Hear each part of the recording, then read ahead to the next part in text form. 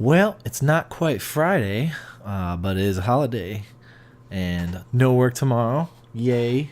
Had a busy day today at work, anyways, but that's all right. I was at the shopette and I found a little something something there that I've been curious about, and I haven't tried it before.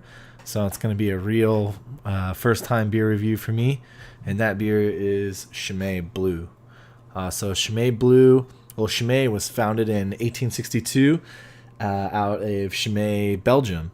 And basically, Chimay is a Trappist beer, or I'm probably saying it wrong, but Trappist is, I believe, how it's said. And basically, Trappist beers are made by monks who they follow. It's called the Order of Cistercian of the Strict Observation. I know I'm mispronouncing that first word. I couldn't quite understand how to say it, but maybe you can comment and tell me if I'm saying it wrong and find a pronunciation for me. Anyways, it's a Catholic religious order that follows the rules of Saint Benedict. And he basically Saint. I'm not gonna go too much on a tangent, but Saint Benedict follows three different order, or had three different orders. He has a. It's not a vow of silence, but it's a lack of speaking, and so they only speak when it's necessary, and they even use Chinese sign language. They use sign language to communicate, so it means that no speaking is really necessary. Like, they eat their meals in silence and things like that. And then they abstain from meat, but meat to them is only considered by four-legged animals, so no pigs or cows or deer or anything like that. I don't know if chickens are included in that. They said they eat fish. I don't know if chickens are considered or not. They didn't say anything, but they said they're usually vegetarian anyways, the monks that follow this order. And then the last one is obedience. Now, I thought it was very interesting. A side comment on this is the point of them taking the vow of silence is basically unnecessary talk leads to disobedience. Excuse me, I don't know why I burped there, but leads to disobedience. Because when you're talking and people offer you new ideas, it makes you question your own, train of thought, which I don't really agree with that. I don't care about religion in any way you think of it, that it's your right, your faith to do whatever you want, and I don't think anybody should discriminate you for that. But I just don't like that idea of not being able to openly communicate, because to me that just seems very closed-minded, and communication among people is, if anything, I love communicating with people because I learn new things all the time, and I always feel like maybe things that I thought were one way are totally different, and it's broadening my horizons. And I kind of like doing this beer stuff because I get to learn about where they're from and the thought process of what they do and so on and so forth. So to me, I just thought that was very strange. It's a very like closed-minded thing, but that's kind of the whole point of them. They're monks and they're dedicating their whole lives to this, and they do study. And another cool thing they do is they make goods. They make beer, they make cheese, they make all kinds of other different goods, and they're very renowned for all their products. Usually the Trappist products are some very, very high quality products, and they've been making them for hundreds of years or so, around there. I think this 1892, so 130 years less than. So they have three beers. This is the Chimay Blue, and Chimay Blue, or Grand Reserve as it said right here, is it's considered the standard, like the what is it that I read? The Grand Reserve is considered the classic. I'm sorry, not the standard. The classic Chimay beer, and they also have a red and a gold, and then they have one that comes out that is only usually served for the monks, but I guess it rarely goes on sale, and I think they sell it like locally or something like that. But cool thing, all the money that these monks made is used only to pay for the monastery and pay for their expenses, and then they invest the rest into to charities and local development of the areas that they're around. So it is very noble thing they do. I just think it's kind of funny that usually in religion, drinking is kind of bad, but I don't really know how much they can drink. Like maybe they're only allowed like one or two, or on holidays or something they're allowed to have some. I find it hard to believe that they don't talk and drink alcohol. That seems kind of crazy. But anyways, I'm going to crack into this. It's 9% alcohol. I know it says it on the back. 9% alcohol. Pretty strong. But I've only heard good things about this. I'm going to bring it down here. I've only heard good things about this. Even when I was buying it, the lady that was at the register next to me said, "Oh, that's delicious." And I was really excited. And I learned my lesson. It's a cork in a cage. Like before, I learned my lesson that it might just blow off. It doesn't. That's good. It does have a lot of bang behind it. But at least it pulled out for a little bit. To me right now, it just smells like a regular beer. And I'm going to use Old Cuppy. Oops, excuse me.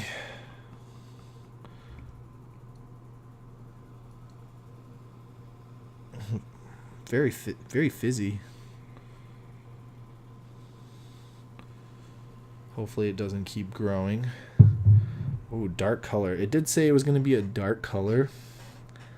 I wasn't expecting that dark though. Not quite black. You can kind of see like down here. Almost like a darker Yingling. It smells alright. Just kind of smells like beer to me. I'm not noticing anything special in it. No fruity aroma or anything crazy in there. But it doesn't smell displeasing. I read it has a slight bitter taste, so we'll find out.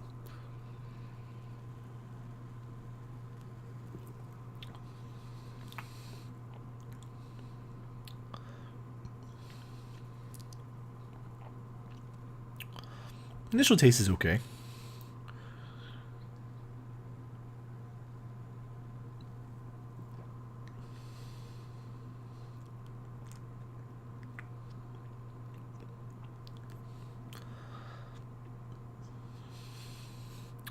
I wouldn't say it's delicious like that lady referred to it, but I could kind of see the appeal of it. It's definitely way better, in my personal opinion, than the Delirium Tremens. All of them, even the red. But it's not like wild, like crazy good for 9%, which is really strong. You can't taste the alcohol.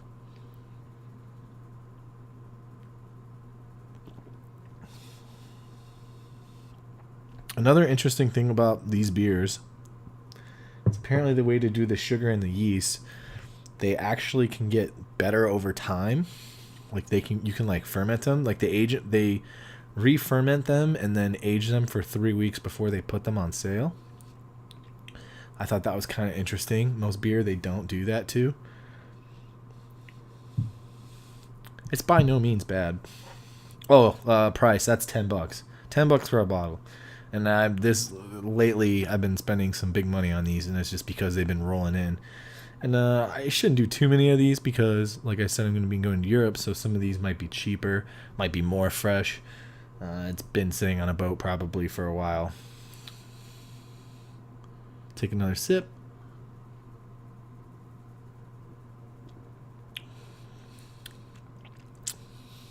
It's not bad. I'm going to give it like a 3.8. Like definitely above average. Not like profoundly above average, but it's 3.8. I mean, 3.8.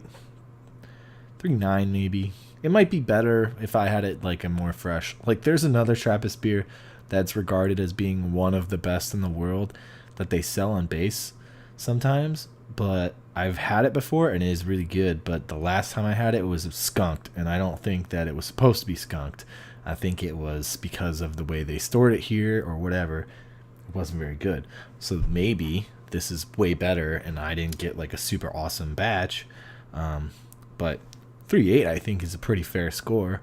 I would still prefer a Fat Tire personally to this, but I'm just a normal beer drinking guy. I do like to explore. Every time I see a new beer, I want to try it. I don't even care what it is. I just want to try it.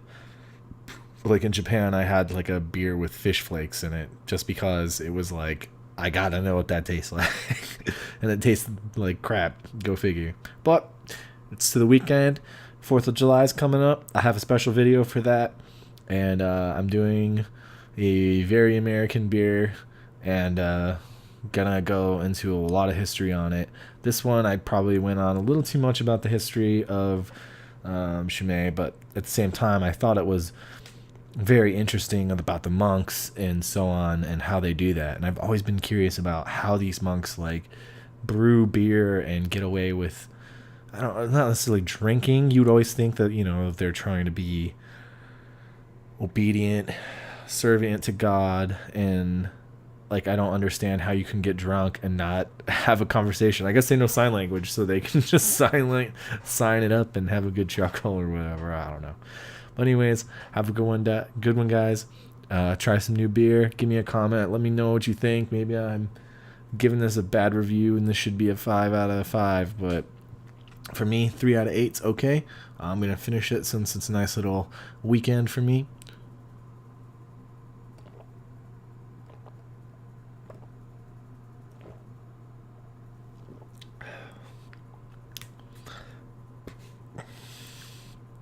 Definitely not a chugging beer. Very fizzy. And I could taste the alcohol while I chugged it. But anyways, have a good one, guys, and I'll see you next time, especially tomorrow for 4th of July.